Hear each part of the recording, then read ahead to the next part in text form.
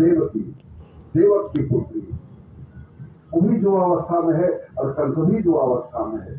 और कंस का नंद, सुनंद इत्यादि मित्र हैं, क्षत्रिय वंश के राजा हैं, और इतने दृढ़ प्रतिज्ञ कि जिसका कोई हद नहीं।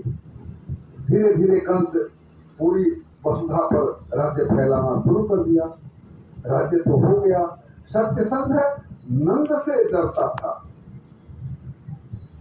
कि मैं तो दुराचार कर लूंगा, लेकिन इसके साथ दुराचार नहीं करूंगा, इसलिए ये बलिष्ठ भी है, राजा भी है और मित्र भी है, तो यही हमारा विरोध कर सकता है। उपाय क्या किया?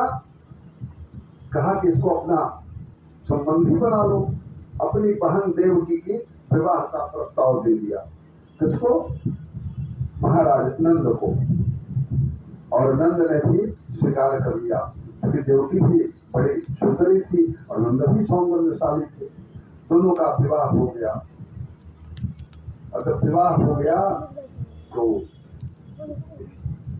स्वयं कंस रथ में नंद और वासुदेव और देवकी को दिखाया और स्वयं लेकर के चला। तो जब चला आगे तो भविष्यवाणी हुई, अरे महाराज क्या कर रहे हो तुम?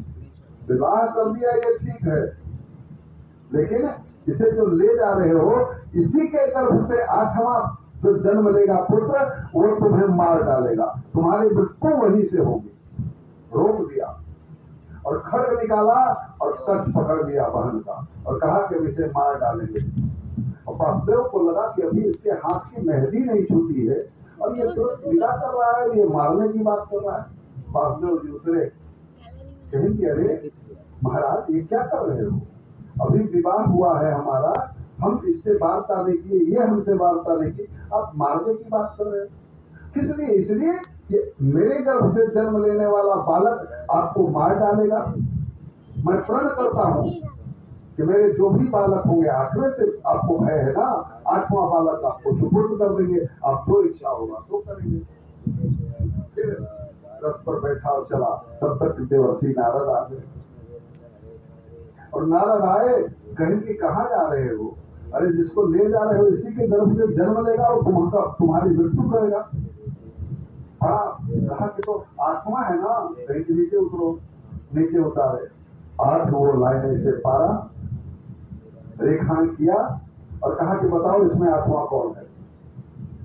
और वो जिधर से गिने, कहे कि इधर से शुरू करो, ये 8वां है। अब यहाँ से शुरू करो, ये 8वां है। दूसरा से पहला, तीसरा से दूसरा, चौथे से तीसरा, एवं क्रम से घुमा फिरा करके सबको बताए कि कौन जानता है कि 8वां कौन है। अब कंस को ये बात समझ में आ गया, कहा कि हाँ ये बात ठीक है। तब क्या करे?